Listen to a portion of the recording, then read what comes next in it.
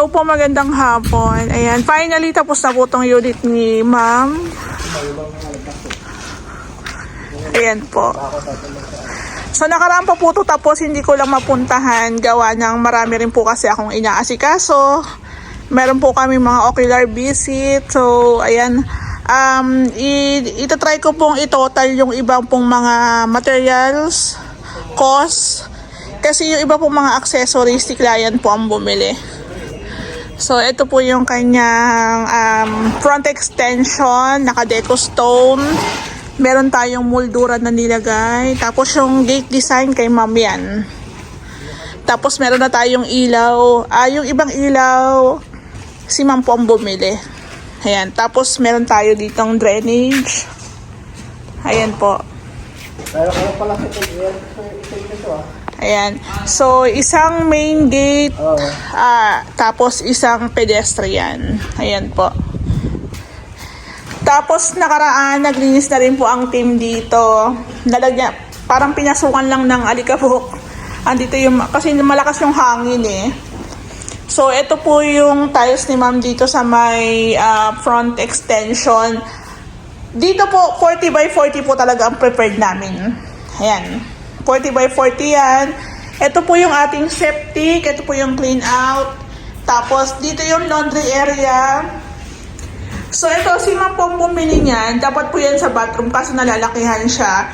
So, para hindi masayang, dito na lang niya po pinalagay. Tapos, meron tayong abang dito para sa tubig. Si ma'am na lang po ang bibili ng gripo. Ayan, may nilagay rin po tayong outlet dito para sa washing. So, dito po sa labas, naka-metal spandrel po tayo na white. Plain lang po ito, tapos ginamitan po namin ng surface type na downlight. Maganda po ito kasi replaceable po ng bulb, just in case po mapunde. Ayan. Papalitan mo na lang, hindi mo na kailangan tanggalin yung pinaka-case. Tapos ka po pala, share ko lang, nakaraan po kasi, medyo annoying yung finish dito. So, nagawan naman pa ng paraan. Ito po kasi para siyang naka-Versatex. Naka-Versatex siya. So, kahit paano po nagawan ng paraan. Hindi na siya yung parang pangit tingnan. Parang yung iba naka-Versatex, tapos yung iba parang naka-plastering lang ng flat. Parang ganun lang. So, yung unit ni ma'am, naglalaro lang talaga sa parang 4 na kulay lang. Brown, gray, white, tsaka black. Kung mapapansin nyo. So, kung kayo naghahanap ng ideas na kung paano nyo i-design yung bahay nyo, pwedeng ganito. Pwedeng ganito. So, ito na po yung pinaka-front ni ma'am. Yung main door. Ayan. So, meron tayo ditong screen door. Ayan po, may screen door po tayo dito. So, white na lang ang napili ni ma'am. So, yung basag na salamin, napalitan na, okay na yan. Malinis na, may pintura na. Ayan po. So, dito, I think dito sa unit ni ma'am, kasya yung sasakyan. Baka yung si Rambo kaya si RR kasya dito. Pero isa lang yung haba lang I mean. So, pasok tayo dito sa loob. Dito po, wala pa si ma'am na biling lock set. Siya na lang daw po ang bibili. Ayan. So, ang ganda na. Ayan, lahat po ng mga ilaw natin dito nakabukas. So, ito si ma'am, wala pa siyang, ang pagkakaalam ko po dito, ang ilalagay ni ma'am is kortina. Tapos sa taas, blinds. Ayan, pasensya na meron pa tayong mga konting gamit pang retouch. Tapos ito po yung TV console na pahabol ni ma'am. Ayan po. So, meron tayong fluted panels. Tapos, meron tayong shelves. Actually, hindi naman na po issue kung hindi na naisagad yung shelves doon. Kasi nga po, ito pahabol. So, kung umpisa pa lang po, nakapag-decide na si ma'am na, ma'am, meron akong TV console. So, pwede na isagad natin. Pero, wala namang kaso kung hindi natin na isagad. Kasi, yung ating pinaka-cove talaga is may 4 na ilaw, 4 na pin lights. Ayan po. O, diba? So, ito si ma'am, nag-forward lang po siya ng picture. Tapos, ayan na. Ginaya lang namin. Pero, syempre, na totally gaya talaga kasi ito, brown to pero gusto ni ma'am white na lang. Tapos, meron pa nga po dito. Pero, ayaw na ni ma'am ipalagay. So, ito po yung Athena na lumaki na. Lumaki po nung na-renovate na. Ayan, gumamit tayo ng mga PVC panels dito sa ating cove. Yung malaking cove namin dito, ayan, brown naman po yung pinaka-PVC. Yung maliit na cove, ayan naman po. Parehas lang po ng PVC panels. Picturean po pala natin to. Tapos sa may kitchen, puti naman po na PVC panels. Tapos, meron tayong mga kornisa na nakalagay. So, dito po sa malaking ilaw, dyan po yung kanilang dining. Ayan. So, ito po yung ating kitchen. Ayan, pasensya na at meron pong mga iilang gamit. Ito po, si ma'am pinabili ko ng handle kasi nga, yung prepared niya hindi ko makita. So, wala akong makita. So, ito yung mga handle ni ma'am. So, okay na po yung ating cabinets. Gawa lang po ito sa kahoy. Ayan. Ayan po siya. So, close.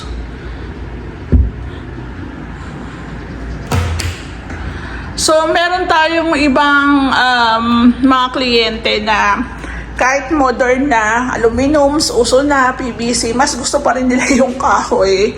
So, ayan, pwede naman po. So, sa kabilang part, tumatama dito. Tumatama po dito, kaya dahan-dahan lang. Ayan, dahan-dahan lang. Huwag i-sagad. Picturean ko nga to para pakita ko kay ma'am. Ayan. So, ito yung ating range hood. Ayan. Ayan po siya. Tapos, ito yung kalan. So, may mga part pa po yatang na ikakabit, kaya na totally pa talaga finish. Tapos, ito yung ating ilalim, yung lalagyan ng gas tank. Ayan po.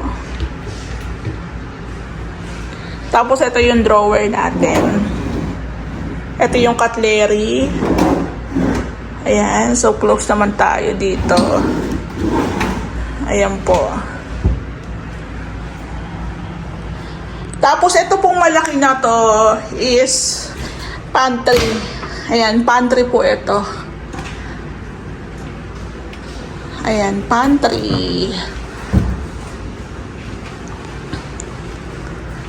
So, sabi ko nga sa inyo, doon lang po naglalaro yung mga kulay ni ma'am. Sa gray, brown, black. Ayan po. Tapos, ito yung ating, andito, pinto.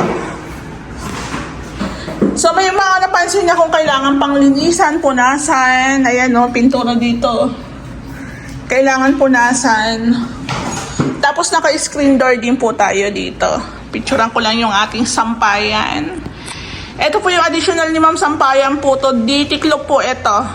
Ayan. Meron lang po ditong tukod.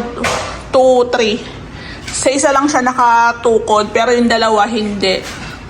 So, ayan, pwede kayong magpalagay ng ganyan.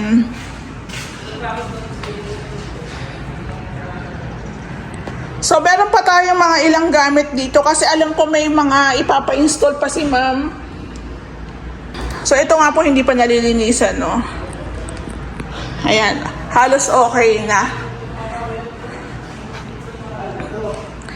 Tapos, ito yung ating bathroom. Ayan. Yung bathroom natin, pinakabit lang ni ma'am itong ating aluminum door. Ayan, no?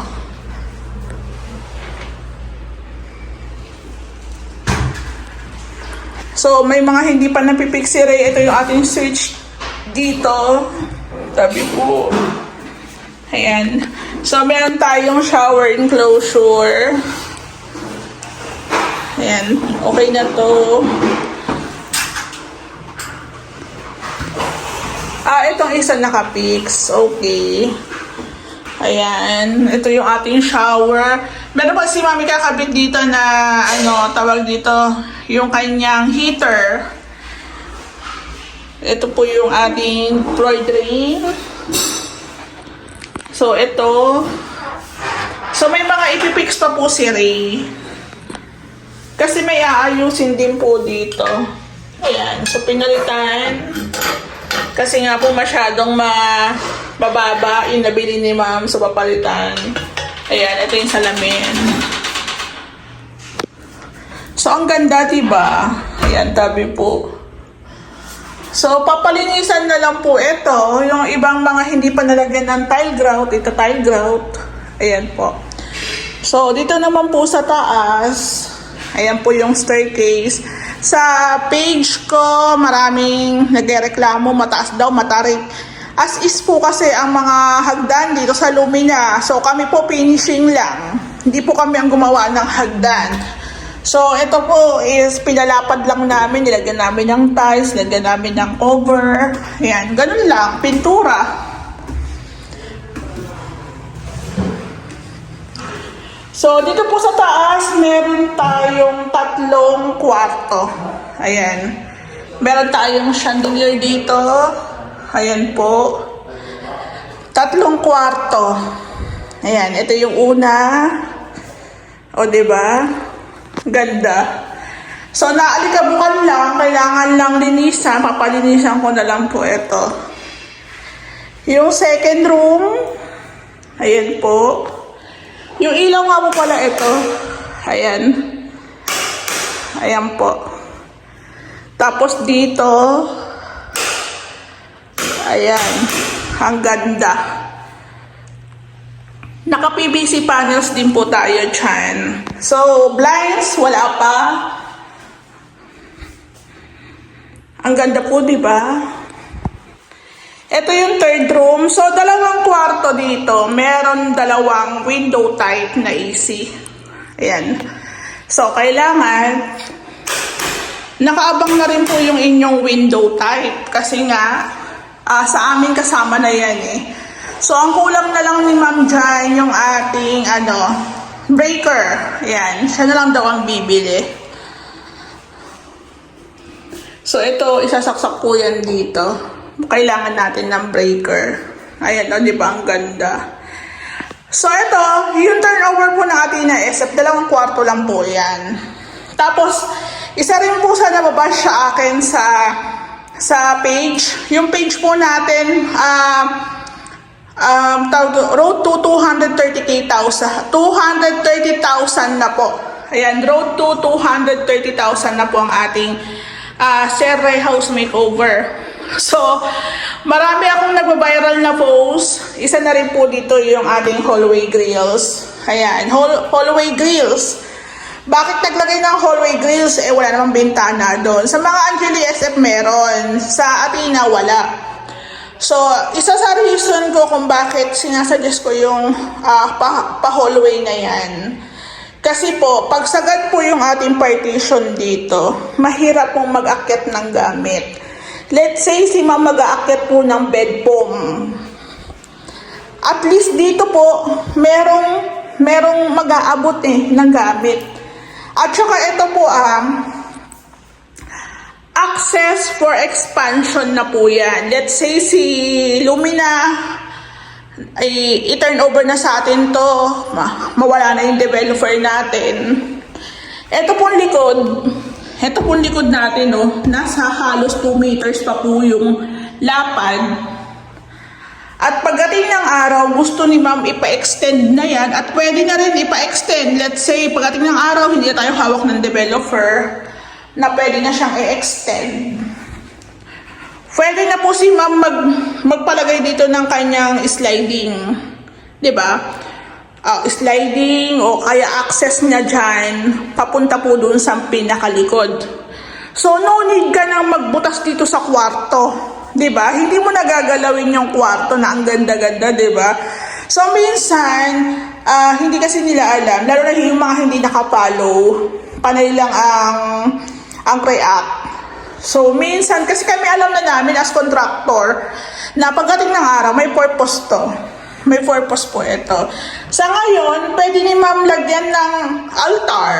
Pwede ni ma'am maging storage lang muna. Pero pagdating ng araw na hindi na tayo hawak ng developer, napakadali na lang po niyan bakbakin. Di ba? Para meron siyang access dun sa pinakalikod. So, dito po sa ating tawag dito, master bedroom, meron po tayo ditong AC na split type naman po siya. Ayan. So, ito po, may mga pinto to, pero sabi ko nga, mas maganda palitan na lang din lahat. Ayan, o, diba? So, magandang kinalabasan, simple lang, maganda, puti, diba? Ganun lang. So, kami, nag-share lang po kami. Pag nakita nyo po yung gawa namin, pwede po kayong mag-subscribe, pwede po kayong mag-follow sa mga social media accounts namin. Ayan po. So, napansin ko, may mga part na pupunasan, i-retouch. Ito, mga part na kailangan pang i-retouch. So, ipapa-concern ko na lang kay Ray. So, ito po, itatry ko pong i-total para kahit paano, yung makakapanood sa ating vlog, magkaroon ng ideas kung magkano po inabot. Pero yung iba po kasi mga accessories dito, katulad nito, si ma'am po ang bumili niyan. So, let's say may estimate naman po ako dyan, pwede na natin at least kahit paano. Ayan po.